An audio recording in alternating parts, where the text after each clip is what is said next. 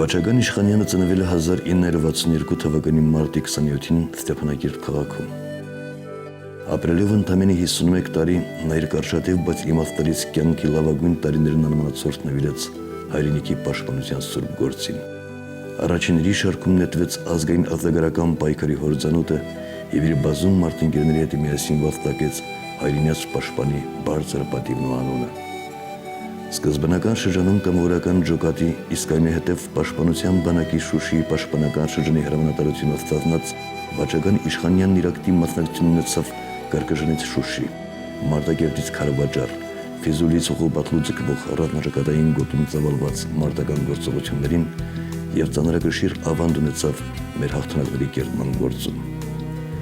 Անցնելով Պահեստազոր, Վաչագան Իշխանյանը չդադարեց հոգու խորքում գրել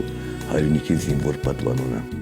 2000-ից 2005 թվականներին նա զբաղեցրել է Արցախի պատերազմի վետերանների միության Ստեփանակերտի տարածքային միավորման խորհրդի նախագահի պաշտոնը, ընդգրկվելով միության վարչության կազմում։ Հայրենիքի պաշտպանության գործում ցուցաբերած բացառիկ խիզախության եւ ազնական արիության համար Լեռնային Ղարաբաղի Հանրապետության նախագահի հրամանագրով արժանացել է մարտական խաչ առաջին աստիճանի իշխանշանի։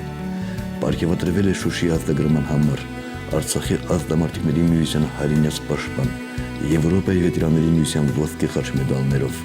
մայրական երախտագիտություն Արցախի քաջորդիներին հուշամեդալով։ Խորապես քալով իր շարքերում փառավոր մարտական ուղի անցած զինագիծ ընկերոջ մահը, Լեռնային Ղարաբաղի Հանրապետության պաշտպանության նախարարությունը, պաշտպանության բանակի հրամանատարությունը եւ Արցախի զինված ուժերի ողջ ազնագազմը ցավակցում է Պահեստազորի գնդապետ Վաչագան Արշակի Իշխանյանի ընտանիքին ու հարազատներին եւ նրա ցանկանում համբերություն։